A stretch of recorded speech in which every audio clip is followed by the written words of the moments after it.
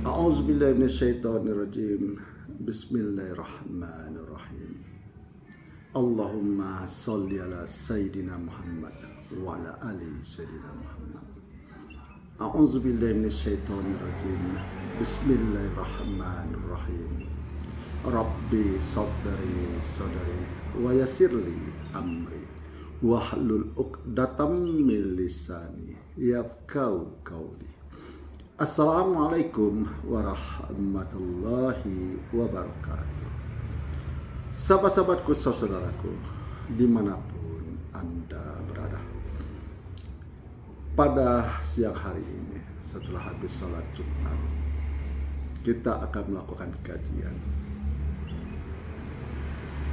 mencari Tuhan. Para pencari Tuhan. Jadi para pencari Tuhan ini, kenapa dia mencari Tuhan? Nah, ini disebabkan oleh kerinduan mencari siapa yang menciptakan dirinya, siapa yang menciptakan alam semesta ini. Kalau ada yang diciptakan, pasti ada yang menciptakan. Nah, ini di dalam firman Allah di dalam Al-Quran. Itu dikisahkan di dalam kisah Nabi Ibrahim alaihissalam. Bagaimana dia di lingkungan orang-orang musyrik, orang-orang penyembah patung-patung yang disebut berhala. Di sana timbul pikirannya, tidak mungkin patung ini yang menciptakan alam semesta ini, termasuk dirinya. Maka disitulah dia memulai mencari siapa Tuhan yang sebenar-benarnya. Jadi pada malam hari dilihatnya bintang tinggi bercahaya. Inilah Tuhanku. Setelah matahari setelah bulan terbenam, pagi menyingsing, bintang pun hilang. Maka dia tak mungkin Tuhan bisa hilang. Tuhan itu maha kuasa. Maka pada malam berikutnya dilihat bulan. Inilah Tuhanku. Maka seiring berjalannya waktu, pagi menyongsong, bulan pun hilang. Maka dianya berpikir tak mungkin Tuhan menghilang. Tuhan pasti nyata, maha berkuasa. Akhirnya dilihatnya lagi matahari. Maka di situ dia katakanlah matahari itu adalah Tuhan. Seiring berjalannya waktu, sore hari menjelang, malam akan menyusul, maka matahari pun terbenam. Maka Nabi Ibrahim mengatakan ini bukan Tuhan. Nah, disinilah perjalanan Nabi Ibrahim mencari Tuhan. Nah, setelah Nabi Ibrahim mendapatkan hidayah, maka dia mulai yakin bahwa ada yang maha pencipta semua yang ada di alam semesta ini. Sehingga keyakinan semakin hari semakin bertambah. Pada suatu hari dia berpikir, dia ingin melihat kekuasaan Tuhan itu.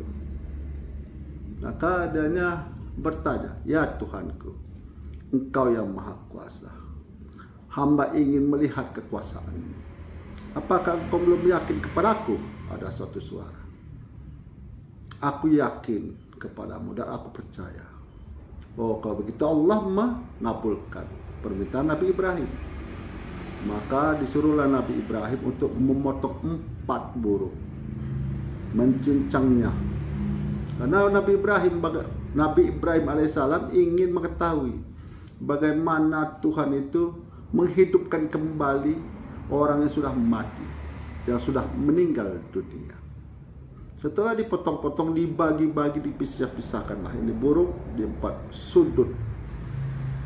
Setelah itu Allah memerintahkan Nabi Ibrahim, panggillah burung tersebut. Ketika Nabi Ibrahim memanggil, maka burung-burung itu datang 4 dalam keadaan utuh dan bernyawa. Nah, disitulah makin tebal keyakinan Nabi Ibrahim bahwa Tuhan itu ada, yang maha kuasa menghidupkan yang mati hidup kembali.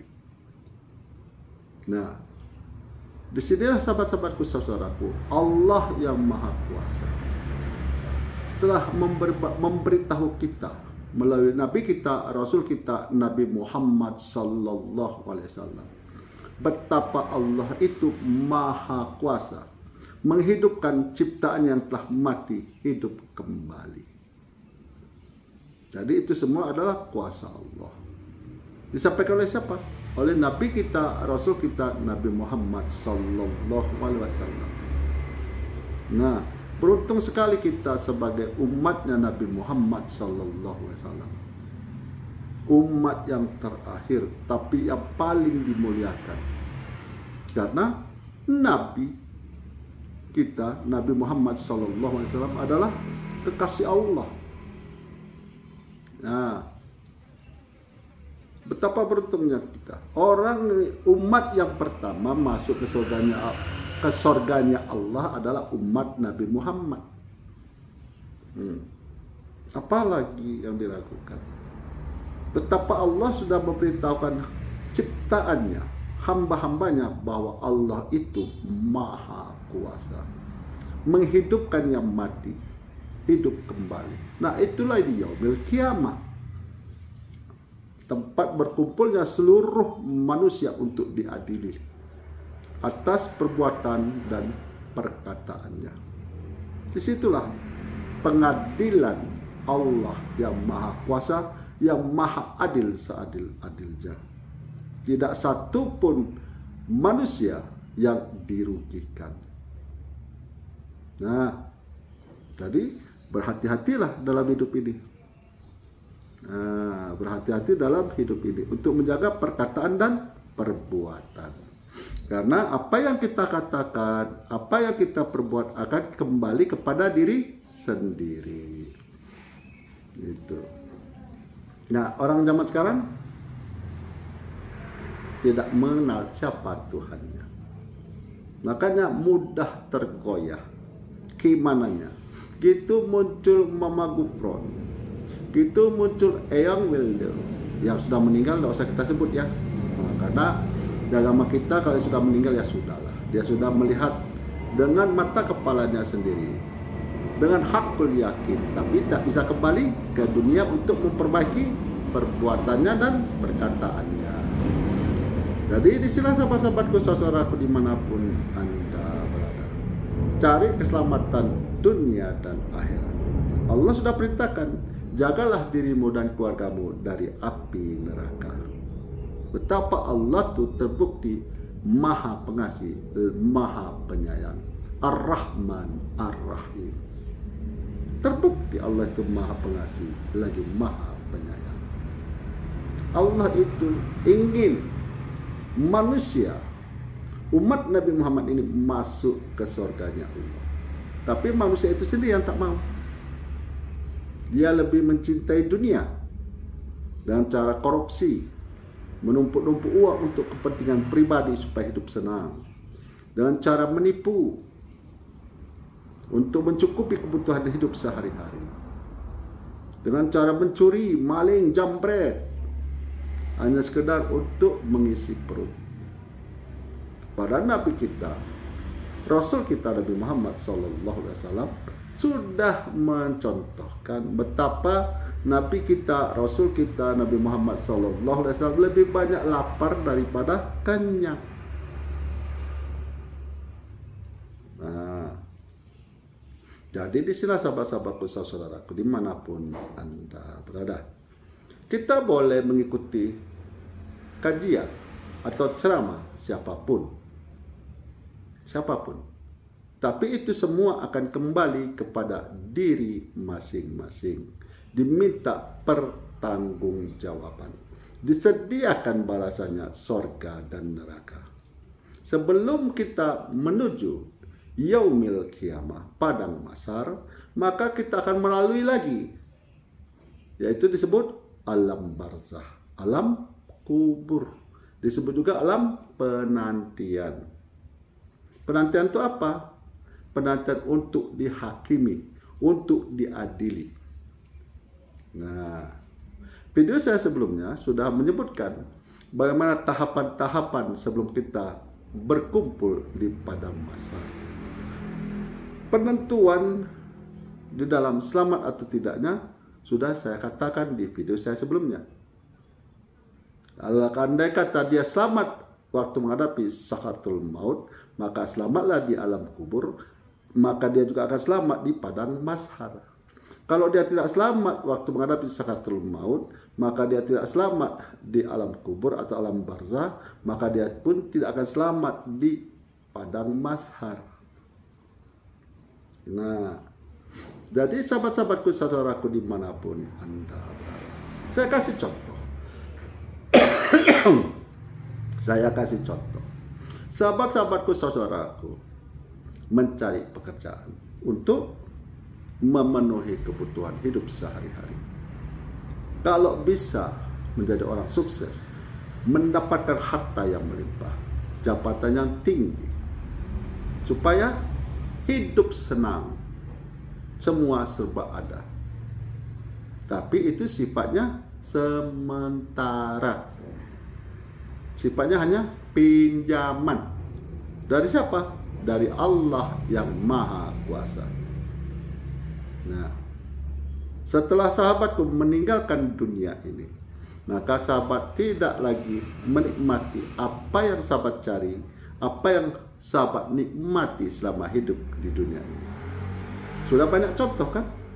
Baik dari kalangan pejabat, baik dari kalangan artis, baik dari kalangan pengusaha, baik dari kalangan rakyat biasa. Sudah banyak contoh, sudah kita saksikan. Nah, jadi itu semua adalah pelajaran bagi kita yang hidup, bahwa pada suatu saat kita pun akan seperti mereka, akan meninggalkan dunia ini, akan dikuburkan di dalam tanah, akan ditutup dengan papan, ditimbun dengan tanah, taburi bunga-bunga. Orang kembali ke rumah masing-masing, maka kita tinggal sendirian, tanpa kawan, tanpa teman, tanpa keluarga. Sendirian. Untuk apa?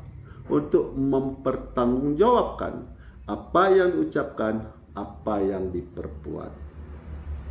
Nah, inilah dia. Memang ada satu ustaz mengatakan bahwa kematian itu hanyalah tidur. Alam barzah itu adalah tidur. Saya sampai tersenyum mendengarnya. Masa orang meninggal di alam kubur itu hanya tidur? Dan dia juga menjelaskan itu, batasan-batasan itu. Saya senyum. Kenapa? Dia sendiri tidak tahu siapa dirinya. Dia hanya membaca dari buku, membaca dari firman-firman Allah yang ada di dalam kitab suci Al-Quran. Benar. Benar. Tapi dia tidak mengetahui diri dia sendiri. Seperti orang yang membaca Quran. Setelah dibaca, selesai. Tapi dia tidak tahu apa guna dia untuk membaca. Apa hikmahnya dia membaca. Dan apa tujuannya dia membaca Quran tersebut. Nah, inilah pada umumnya. Bahkan ada lagi dari Ustadz Wahbi Salafi mengatakan tarekat itu sesat. Saya sampai tersenyum itu. Pendidikan tinggi S2. Saya hanya diajari guru saya di bawah-bawah pohon-pohon karet, di hutan-hutan, di pinggir sungai, di pondok-pondok tua. Di situ saya diajarkan oleh guru saya di tarekat. Waktu di zikir tawakal, saya diajari memang di rumah. Nah, jadi saya ketawa saya melihatnya. Saya umpamakan Ustadz Wahabi Salafi yang mengatakan tarekat itu sesat dan tidak dicontohkan oleh Nabi. Awaluddin ma'rifatullah, awal agama mengenal Allah. Kapan itu? Benar enggak itu? Awaluddin ma'rifatullah, awal agama mengenal Allah. Coba siapa yang bisa menjawab dan bisa membuktikan? Tulis di kolom komentar saya. Tulis di kolom komentar saya. Nah, supaya kita di sini adalah untuk mencari keselamatan dunia dan akhirat. Seperti saya contohkan kembali supaya masuk logika. Sahabat-sahabatku, saudaraku, mempunyai rumah. Jadi orang yang masuk ke rumah sahabatku, saudaraku harus mendapat izin dari sahabat-sahabatku, saudaraku untuk memasuki rumah sahabat. Kalau tidak mempunyai izin, bagaimana mereka bisa masuk? Sahabat menerima tamu, tapi tamu itu tidak dikenal. Tentu di sini sahabat mempertimbangkan antara mempersilahkan masuk atau tidak memperbolehkan masuk. Ya. Nah, kenapa? Karena sahabat tidak mengenal orang tersebut. Jadi ada dua, kemungkinan disuruh masuk, yang kedua kemungkinan ditolak. Nah, jadi kalau ada yang belum mengetahui apa itu tarekat dan belum memahami, jangan kita bahas. Karena kita belum mengetahui, hanya baru mendengar dan membaca. Belum masuk ke dunia tarekat. Nah, seperti saya umpamakan lagi, ya kan? La hawla wala quwata illa billahil azim. Tiada daya, tiada kekuatan kecuali dalam pertolongan Allah. Nah, apa pula itu maknanya lah? Memahaminya bagaimana? Dan buktinya apa? Nah, di sini bukan cocok logika, tapi memang masuk ke logika. Karena ada batasan-batasan logika ini akan menerima. Ada lagi logika kita tidak akan menerima. Karena logika kita akan menerima apabila kita melihat. Baru kita yakin. Begitulah sahabat-sahabatku, saudara dimanapun Anda berada. Perbaiki sholat. Perbaiki sholat dan perbaiki sholat. Yang kedua, jaga perkataan dan perbuatan. Karena hidup kita ini selalu diawasi oleh Allah yang Maha Kuasa. Allah Maha mengetahui apa yang ada di hati kita. Makanya Allah itu Maha Pengasih lagi Maha Penyayang. Niat yang buruk kalau belum dilakukan, baru niat belum dicatat sebagai suatu dosa. Tapi kalau sudah dilakukan, baru dicatat itu sebagai dosa. Sebaliknya, kalau niat itu untuk berbuat baik dengan sesama atau ciptaan Allah, maka itu sudah dicatat sebagai pahala. Begitulah nyata Allah itu Maha Pengasih lagi Maha Penyayang. Dia ingin hamba-hambanya masuk ke dalam sorganya, yang kenikmat di dalam sorga itu belum pernah dilihat oleh mata, belum didengar oleh telinga, dan belum pernah dirasakan oleh lidah. Di dunia ini rahmat Allah hanya 1% diturunkan. 99% akan Allah balas hidup setelah kematian. Dan apabila ada sahabat-sahabatku yang sakit, baik yang dirawat di rumah sakit maupun yang dirawat di rumah, marilah kita bersama-sama mendoakan mereka. Semoga mereka sehat seperti sedia kala Allah angkat penyakitnya, beraktivitas sebagaimana mestinya. Akhirul kalam, saya akhiri dengan Assalamualaikum warahmatullahi wabarakatuh.